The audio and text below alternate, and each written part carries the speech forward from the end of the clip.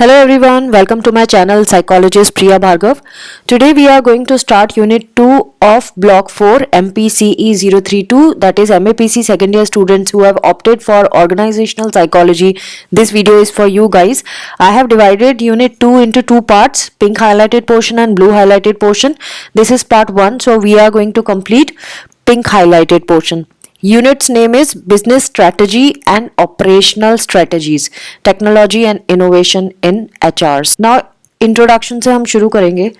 हमने अभी तक ह्यूमन रिसोर्स प्लानिंग के बारे में पढ़ा था. ह्यूमन रिसोर्स प्लानिंग वो प्रोसीजर होती है जहाँ पे हम अभी के ट्रेंड और जो फ्यूचर में चीज़ें हो रही हैं और कितने ह्यूमन रिसोर्सेज की हमें ज़रूरत पड़ेगी, उन सब के बारे में हम आइडेंटिफिकेशन करते हैं ह्यूमन रिसोर्स प्लानिंग के अकॉर्डिंगली.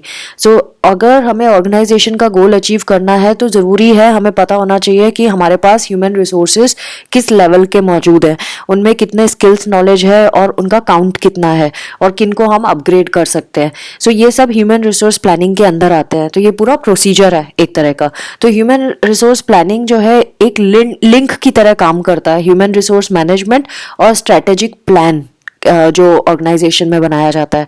तो स्ट्रैटेजिक प्लान होता है जो ओवरऑल ऑर्गेनाइजेशन में इम्प्लीमेंट किया जाता है सो दैट ऑर्गेनाइजेशन अपना गोल अचीव कर सके. और ह्यूमन रिसोर्स मैनेजमेंट इस चीज़ को मैनेज करने में हेल्प करता है. लेकिन इन दोनों को जो लिंक कर रहा है वो है ह्यूमन रिसोर्स प्लानिंग. आपने प्लान कैसे किया है, सारा प्रोसेस कैसे करोगे. तो प्लानिंग प्रोसेसेस को हम इस तरह से डिफाइन कर सकते हैं कि हम क्या अकम्प्लिश करेंगे एक पर्टिकुलर टाइम फ्रेम में. तो जब भी आप कोई चीज़ प्लान करते हो, सपोज आपने वेकेशन प्लान की, तो आप क्या करोगे, वेकेशन प्लान करते टाइम भी आप पूरा डे के हिसाब से करोगे ना कि आपको 5 दिन के लिए जाना, 3 दिन के लिए. तो सबसे इंपॉर्टेंट होता है टाइम फ्रेम. तो कोई भी जहाँ पे भी प्लान वर्ड आता है या ना टाइम फ्रेम, तो वहाँ आएगा ही आएगा. एंड देन अगर हम ऑर्गेनाइजेशन की बात कर रहे हैं तो उसमें हमें टाइम फ्रेम के अलावा और बाकी फैक्टर्स पे भी ध्यान देना पड़ता है, जैसे कि नंबर ऑफ एम्प्लॉयज कितने चाहिए, ह्यूमन रिसोर्सेज हमारे पास किस टाइप के मौजूद हैं, देन बिजनेस गोल को अचीव करने के लिए और जिन जिन चीज़ों की ज़रूरत होगी, कॉम्पिटेंसीज कैसी है, रिसोर्सेज जो हमें चाहिए है ह्यूमन रिसोर्स के अलावा वो कितने हैं.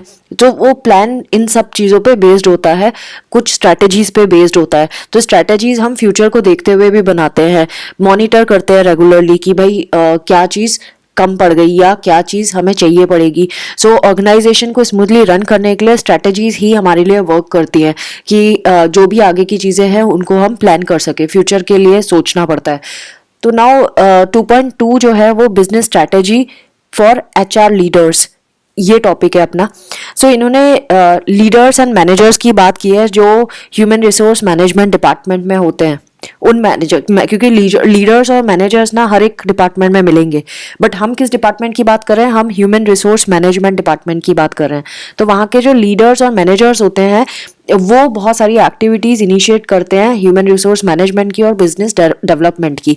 सो वो ही ऐसे लोग हैं जिनको इस बारे में अवेयरनेस होती है कि सारे बिजनेस स्ट्रेटजीज किस तरह से रन किए जाएंगे, क्या क्या स्ट्रेटजीज हैं और हमें अब इसके ऊपर क्या वर्क करना है, क्या होमवर्क करना है.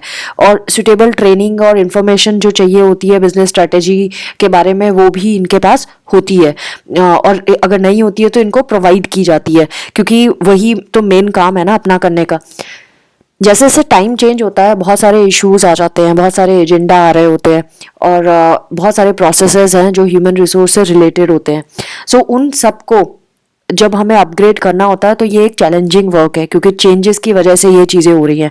और वर्क एनवायरनमेंट में बहुत बड़ा चैलेंज होता है कि इतनी सारे एम्प्लॉयज़ को एक साथ हैंडल करना. सबके अपने अपने स्किल्स हैं, सबके अपने अपनी नॉलेज है, लेकिन उनमें कमी भी सबकी अपनी अपनी है. सो सबको कैटेगराइज करना, ग्रुपिंग करना, देन उनकी ट्रेनिंग करना, ये सारी चीज़ें बहुत बड़ा काम होता है. तो ह्यूमन रिसोर्स डिपार्टमेंट इस चीज़ का चेक करता है कि क्या क्या चैलेंजेस हैं और वो कौन सी स्ट्रैटेजीज हैं जो हमें इस चीज़ में हेल्प कर सकती हैं. स्ट्रैटेजीज कुछ इस तरह की होनी चाहिए जो हमें बेनिफिट करे, एम्प्लॉयज़ के लिए बेनिफिशियल हो, कस्टमर्स के लिए बेनिफिशियल हो, कैपिटल मार्केट में बहुत अच्छा हम लोगों को आउटपुट दे और एंड यूज़र्स को भी अच्छा आउटपुट दे. और जब भी हम स्ट्रैटेजीज की बात करते हैं तो वो प्रोएक्टिव होनी चाहिए, मतलब कि एडवांस प्रिपरेशन होनी चाहिए किसी पर्टिकुलर सिचुएशन जो हो सकती है, probability of having certain situations and उसके लिए तैयारी। सो नॉट रिएक्टिव कि हो गया उसके बाद आप प्लान करो। प्रोएक्टिव स्ट्रैटेजीज बेसिकली प्रोएक्टिव ही होती है। सो ह्यूमन रिसोर्स डिपार्टमेंट एक कॉम्पिटिटिव एज के लिए ऐसे प्लेटफॉर्म तैयार करता है जहां पर बिजनेस स्ट्रैटेजीज को हम एचआर प्रैक्टिस से अलाइन कर सकते हैं। और कैसे अलाइन कर सकते हैं? जब हम चेंज मैनेजमेंट करें, ऐसा कल्चर बनाए जहां पे लोग क्रिएटिवली सोच रहे हैं, इनोवेटिवली सोच रहे हैं। और अगर कोई मर्जर हो रहा है, मतलब 2-3 कंपनीज मिल रही हैं आपस में, या एक्विजिशन हो रहा है, एक कंपनी ने दूसरे कंपनी को ओवर पावर कर लिया, इस तरह की कोई चीज़ें हो रही है, या इंटरनेशनल लेवल पे कंपटीशन पे जाना चाह रहे हैं, मतलब इंटरनेशनल लेवल पे अपग्रेड करना चाह रहे हैं ऑर्गेनाइजेशन को, या फिर इंटरनल स्ट्रक्चर को ही चेंज करना चाह रहे हैं, उसी में ही बहुत सारी मशीनरी में चेंज कर रहे हैं, टेक्नोलॉजी में चेंज कर रहे हैं। ये सारी चीज़ें जब हो रही है, इसको स्मूथ फैसिलिटेट करने का जिम्मेदारी भी इसी मैनेजमेंट डिपार्टमेंट की होती है, HR department and strategic department की होती है। तो बिजनेस स्ट्रेटेजीज जो होती है वो सिग्निफिकेंट रोल प्ले करती हैं, और ह्यूमन रिसोर्स डिपार्टमेंट के लिए भी एक सिग्निफिकेंट रोल प्लेयर हैं। तो ऑर्गेनाइजेशन हमेशा एक्टिव होना चाहिए ऑर्गेनाइजेशन को, सो दैट वो मैनेज कर सके जो भी चेंजेस आ रहे हैं, एक्सटर्नल एनवायरनमेंट में आ रहे हैं या इंटरनल एनवायरनमेंट में आ रहे हैं। अगर इंटरनल एनवायरनमेंट के एग्जांपल लूँ तो वो हो गए जो ऑर्गेनाइजेशन के अंदर के कंपोनेंट्स हैं, जैसे कि एम्प्लॉयज हो गया, ह्यूमन रिसोर्स हो गया, ये सारे इंटरनल एनवायरनमेंट है। एक्सटर्नल एनवायरनमेंट क्या हो गया? Market, customers, society, consumers and users, ये सारे एक्सटर्नल हो गए। सो इनको पॉजिटिवली इनके ऊपर इफेक्ट होना चाहिए। जो भी न्यू चैलेंजेस आ रहे हैं उनको इस तरह से फेस करना आना चाहिए ऑर्गेनाइजेशन को, कि ऐसी बिजनेस स्ट्रेटेजीज बनाई जाए कि इन सारों पे, एक्सटर्नल या इंटरनल, सब पे पॉजिटिव इम्पैक्ट हो, उसका नेगेटिव इम्पैक्ट ना हो। Now we are going to study about steps for the alignment of business strategies with HR practices. हम कौन से स्टेप्स उठा सकते हैं सो दैट जो एचआर प्रैक्टिसेस और बिजनेस प्रैक्टिसेस हैं या बिजनेस स्ट्रेटेजी हैं, ये दोनों एक साथ मिलके काम कर सके, दोनों की जो स्ट्रेटेजीज है वो अलाइन करें, एक ही साथ दोनों सेम पटरी पे चले, जैसे पैरेलल लाइंस में चले, एक दूसरे से युद्ध ना करे, कॉन्फ्लिक्ट्स वाली सिचुएशन ना आए।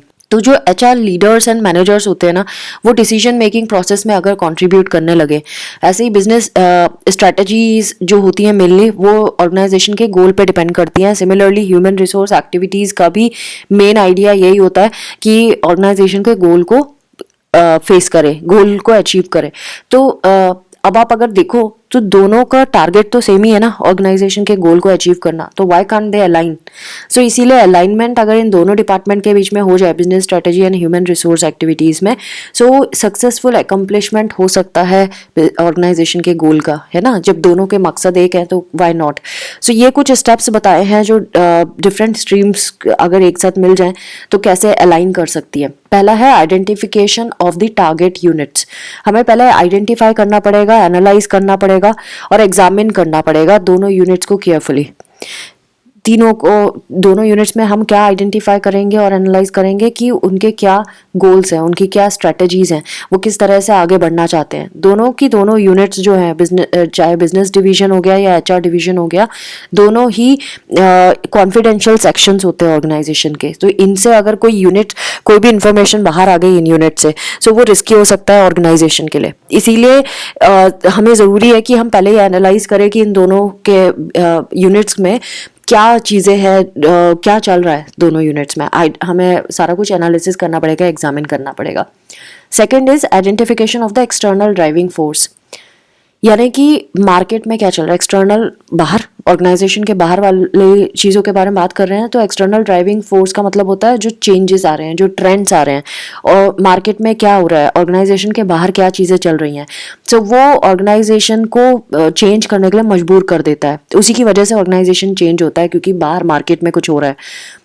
Third is determination of source of competition. अब हमें ये पता करना पड़ेगा वो कौन से सोर्सेज हैं जिनकी वजह से ये एक्सटर्नल ड्राइविंग फोर्सेस एग्जिस्ट कर रहे हैं। मतलब मार्केट में अगर कुछ चेंज आया है या कोई ट्रेंड चला है, सो वो ट्रेंड का फैक्टर क्या है। हो सकता है कस्टमर की डिमांड हो, या हो सकता है जो टारगेट ग्रुप है उसकी को उसमें कोई चेंज आ गया है। पहले अगर सपोज एजेड लोगों के लिए, सपोज एक गारमेंट फैक्ट्री है जो एजेड लोगों के लिए ज़्यादा बना रही थी क्योंकि उनकी पॉपुलेशन ज़्यादा थी, अब किसी फैक्टर की वजह से ऐसी पॉपुलेशन के लिए बनाना पड़ रहा है जो यंगस्टर्स की है, तो उनको फैशन चेंज करना पड़ेगा, कलर चॉइसेस चेंज करनी हुई, बहुत सारी चीज़ें चेंज। तो यानी कि कैसी डिमांड आ रही है, ऐसे ही लोगों के मूड्स चेंज होते हैं। कई बारी ब्राइट कलर मार्केट में होते हैं, कई बारी फेड्स जो होते हैं, नेचुरल न्यूट्रल कलर होते हैं, वो डिमांड में होते हैं। तो अगेन मार्केट एकदम से कंपनी बना के थोक में नहीं रख सकती, 10 सालों का काम नहीं कर सकती। हर बार कंपनी को ट्रेंड चेक करना होगा, उसके बाद प्रोडक्शन करना होगा। सो इसीलिए जो driving forces, external driving force की बात कर रहे हैं, तो वो क्यों चेंज हुआ, मार्केट क्यों चेंज हुआ, उसके पीछे डिमांड हो सकती है कि चेंज हो गया, डिमांड में चेंज आ गया, टारगेट ग्रुप्स में चेंज आ गया। हो सकता है कंपनी सोचे कि भाई अब हमें एजेड लोगों के लिए तो बनाते हैं, अब हम यंगस्टर्स के लिए भी बनाएंगे, हो गया ना, टारगेट चेंज हो गया। नाउ कस्टमर्स चेंज हो जाते हैं, कस्टमर्स सपोज दूसरी कंट्री में प्रोडक्शन शुरू करना चाहते हैं, बाकी और भी कोई फैक्टर्स हो सकते हैं जिसकी वजह से एक्सटर्नल फोर्सेस पे चेंज आता है। एक बारी जब हमें ये पता चल जाता है कि क्या कारण है, तो ये इजी हो जाता है बिजनेस यूनिट्स को अपनी स्ट्रैटेजीज प्लान करने के लिए कि क्या स्ट्रैटेजी फॉलो की जाएगी। Next is identification of the potentials of the organisation.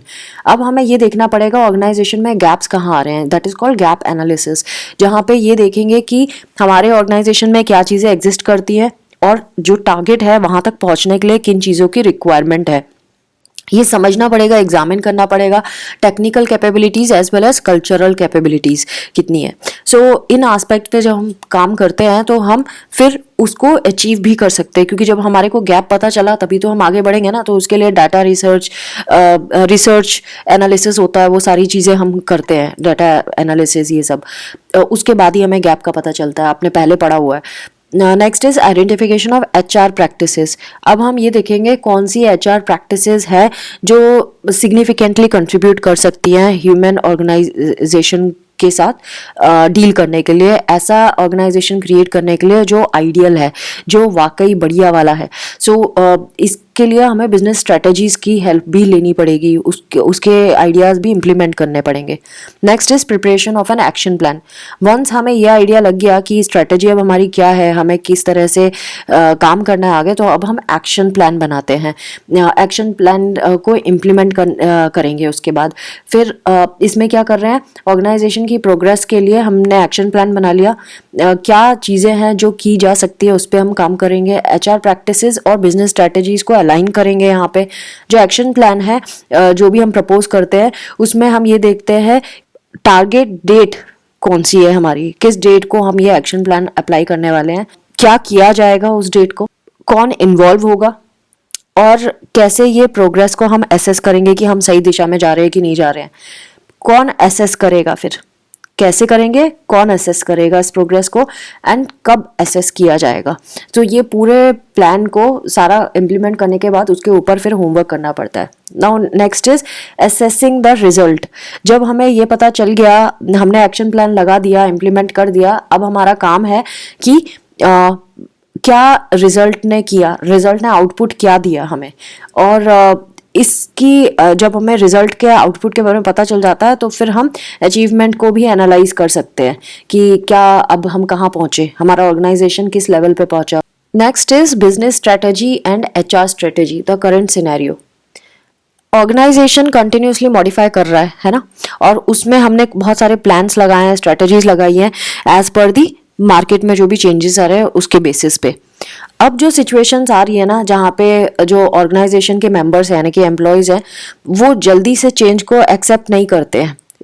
सो हमें बिजनेस स्ट्रेटजी लगानी पड़ती है सो दैट हमें ये पता चले कि आगे ऑर्गेनाइजेशन किस डायरेक्शन में जाएगा। जब हमें एक बार बिजनेस स्ट्रेटजी के बारे में पता चल गया, अब हमारे को जो एम्प्लॉयज़ हैं उनको क्लैरिटी देना पड़ेगा, जो वो कंफ्यूज स्टेट में है, क्योंकि वो क्यों नहीं कोऑपरेट करने के लिए तैयार होते हैं, क्योंकि उनमें क्लैरिटी नहीं होती, वो कंफ्यूज होते हैं। तो जब हमारी स्ट्रेटजी एक बार अच्छे से सेट हो गई, हमें पता चल गया क्या करना है, तो फिर हम उनको क्लैरिफाई कर सकते हैं। तो ट्रांसपेरेंसी इज़ द ट्रेंड। आज की डेट में, करंट सिनेरियो में ट्रांसपेरेंट होना, एम्प्लॉयज़ के साथ फेयर होना, ऐसी पॉलिसीज़ बनाना जो बिजनेस स्ट्रेटजीज पे हेल्प कर रही है और इन एम्प्लॉयज़ को भी कहीं ना कहीं हेल्प कर रही है, वो बहुत ज़रूरी है। तो हम कंपनी को, हम मतलब कंपनी को बहुत ज़रूरी है कि वो एक अच्छी गुडविल बना के रखे और एम्प्लॉयज़ के साथ कमिटेड रहे, उनको चीट ना करे, और करंट चेंजेस जो भी हो रहे हैं मार्केट प्लेस में उसके बारे में अवेयर रहे और उसको हैंडल करना भी सीखे और स्ट्रैटेजीज बनाती रहे। Next is role of human resource professionals in business strategies, जो लास्ट टॉपिक है आज के वीडियो का। सो अब ह्यूमन रिसोर्स प्रोफेशनल का क्या बिजनेस स्ट्रैटेजीज में कोई रोल होता है क्या, और अगर होता है तो क्या रोल होता है वो हम पढ़ेंगे। तो बिजनेस स्ट्रैटेजी के साथ अगर ह्यूमन रिसोर्स डिपार्टमेंट अलाइन कर लेता है, सो ह्यूमन रिसोर्स प्रोफेशनल आराम से टॉप मैनेजमेंट और बिजनेस हेड्स हैं उनके साथ बातचीत कर सकता है और उनको आइडियाज़ भी दे सकता है अपने लेवल पे, क्योंकि ह्यूमन रिसोर्स क्या हैंडल कर रहा है, वो जितने एम्प्लॉयज़ हैं उनके इश्यूज़ को हैंडल कर रहा है, तो उनको पता है एम्प्लॉयज़ का character, nature, quality, knowledge, skill सब कुछ पता होता है। सो अगर बिजनेस स्ट्रैटेजीज जो टॉप मैनेजमेंट बनाती है और बिजनेस हेड्स जो होते हैं, अगर उनके साथ इसकी प्रोफेशनल की मीटिंग हो जाए और उनसे सही से अलाइन कर जाए तो गोल अचीव करना आसान हो जाता है। तो जो कॉन्ट्रीब्यूशंस है जो प्रोफेशनल कर सकता है, एचआर प्रोफेशनल कर सकता है बिजनेस स्ट्रेटजीज में, वो हम देखेंगे अब। First is human resource professionals must continually update themselves with the changing business environment. अगर ये प्रोफेशनल, इसमें स्टेटमेंट में क्या बोल रहे हैं कि ह्यूमन रिसोर्स प्रोफेशनल अगर अपने आप को अपडेट करता रहे कि क्या बिजनेस एनवायरनमेंट में चेंजेस आ रहे हैं, तो ये अलाइनमेंट हो सकती है और ये अच्छे रिजल्ट भी दे सकती है। तो एचआर प्लानिंग टोटली बेस्ड होती है कि फ्यूचर में जो भी होने वाला है, मतलब एक एजम्पशन ही होता है, ये कोई भी प्रिडिक्ट नहीं कर सकता है ना फ्यूचर में क्या हो रहा है, लेकिन अपने प्रीवियस एक्सपीरियंसेस से और जो भी स्टडी है उससे वो अपने आप को एडवांस बना सकते हैं, मतलब इतना कर सकते हैं कि वो एक एंटिसिपेशन कर सकते हैं। एंटिसिपेशन मतलब प्रिपरेशंस पहले से करके रख सकते हैं कि अगर ऐसी चीज़ें हुई तो हम ये करेंगे, वैसी चीज़ हुई तो वैसा करेंगे, ऐसा वाला। तो एचआर प्लानिंग की जा सकती है फ्यूचरिस्टिक रिक्वायरमेंट्स को देखते हुए। जो प्रोफेशनल होता है, एचआर प्रोफेशनल होता है, वो उसको इतना कैपेबल होना चाहिए कि कैसे अपकमिंग इश्यूज और मैटर्स जो हो सकते हैं उससे उसको वो एंटिसिपेट कर सके। और ये टॉप मैनेजमेंट को भी अवेयर करा सकता है इसके बारे में कि भाई ये सोल्यूशन है, अगर अपकमिंग प्रॉब्लम ये है, ये होगी तो, है ना। सो उनको अगर कुछ कंडीशंस में कुछ सॉल्यूशंस दे दे तो ये बहुत बेनिफिशियल हो सकता है ऑर्गेनाइजेशन के लिए, और ऑर्गेनाइजेशन जो है अपने बिजनेस स्ट्रैटेजी मॉडिफाई कर सकती है as per the information given by the HR professional. तो ह्यूमन रिसोर्स पॉलिसीज जैसे हो गई उसके बारे में भी बता सकता है वो, और चेंजिंग एनवायरनमेंट में कौन सी पॉलिसी लगाई जा सकती है वो भी बता सकता है। सेकंड जो ह्यूमन रिसोर्स प्रोफेशनल कर सकता है वो नॉलेज फैसिलिटेटर की तरह काम कर सकता है सारे ऑर्गेनाइजेशन के लेवल्स पे। तो जैसे कि चेंज होता जा रहा है, और जब चेंज होता है तो एनवायरनमेंट जो है ऑर्गेनाइजेशन का, इंटरनल एनवायरनमेंट, उसमें भी चेंज लाना पड़ जाता है। सो जब चेंज हम लाते हैं as per the market requirement तो वो चैलेंजिंग भी होता है। सो अगर प्रॉपर डॉक्यूमेंटेशन की जाए जो एचआर प्रोफेशनल करता है और उसको प्रिपेयर करने के बाद इसको टॉप मैनेजमेंट को बताया जाए, उसकी नॉलेज जो भी डॉक्यूमेंटेशन से मिली है हमें, जैसे रिव्यू ऑफ अप्रेजल होता है ना, review of performance appraisal process, उससे बहुत सारी इन्फॉर्मेशन हम निकाल सकते हैं और वो हेल्प करेगा टॉप मैनेजमेंट को एनहांस करने के लिए ऑर्गेनाइजेशन की एफिशिएंसी, कि कौन से ऐसे एम्प्लॉयज़ हैं जो अच्छा ऑलरेडी करते हैं और वो ऑर्गेनाइजेशन में कंटिन्यू करेंगे, और ऐसे कौन है जिनको निकालना पड़ेगा, और ऐसे कौन से स्किल चाहिए हमें जो हमें लाने पड़ेंगे। ये सारी चीज़ें वो टॉप मैनेजमेंट को बता सकता है। थर्ड इज जो ह्यूमन रिसोर्स प्रोफेशनल है वो इंटरेस्ट ले सकता है ऑपरेशनल एक्टिविटीज़ में जो ऑर्गेनाइजेशन में चल रही हैं।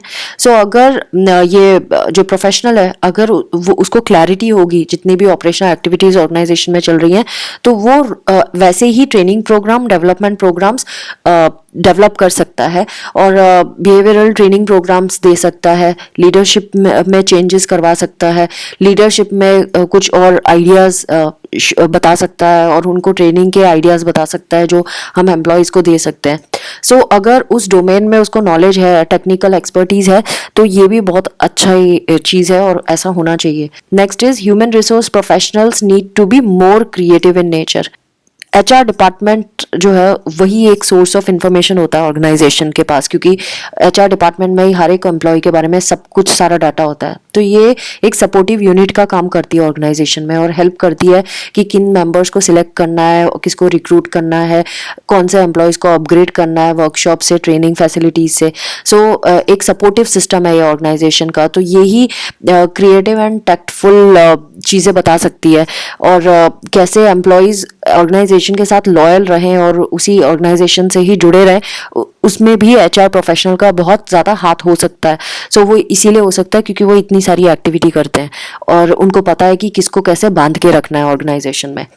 Next is human resource professional should be more strategic business partner. ये एक अच्छा स्ट्रेटेजिक बिजनेस पार्टनर भी हो सकता है प्रोफेशनल, क्योंकि ऑर्गेनाइजेशन की जो सक्सेस है ना वो डिपेंड करती है किस तरह की डिज़ाइन है, किस तरह से स्ट्रेटेजी को इम्प्लीमेंट किया जा रहा है। अगर पुअरली अलाइंड होगी तो सक्सेस नहीं मिलेगी ऑर्गेनाइजेशन को, और अगर प्रॉपरली अलाइंड होगी तो बिजनेस स्ट्रेटेजी को सपोर्ट मिल जाएगा। सो इसीलिए ह्यूमन रिसोर्स प्रोफेशनल जो है वो पार्टिसिपेट कर सकता है स्ट्रेटेजिक बिजनेस पार्टनरशिप में, और जितने भी प्लान्स हैं उसको इम्प्लीमेंट कर सकता है। जो बजट है ऑर्गेनाइजेशन का उसी बजट में इन सब चीज़ों को अचीव भी किया जा सकता है। तो ये HR है जिसको क्लोजली वर्क करना पड़ेगा कि ऑर्गेनाइजेशन में क्या ऑपरेशंस चल रहे हैं, क्या फाइनेंस है, कॉर्पोरेट डिपार्टमेंट्स किस तरह से बिजनेस स्ट्रेटेजी को रन कर रहे हैं, और सक्सेस कैसे मिल सकती है। तो friends, this was all about part 1 of unit 2 block 4 MPCE 032। I hope आपको ये वीडियो में फ्रेमवर्क मिलेगा इस सिलेबस का, और प्लीज सेल्फ रीडिंग जरूर करें, and do not forget to subscribe, like and share my videos with rest of the students. Thanks for watching. Take care of yourself. Bye bye.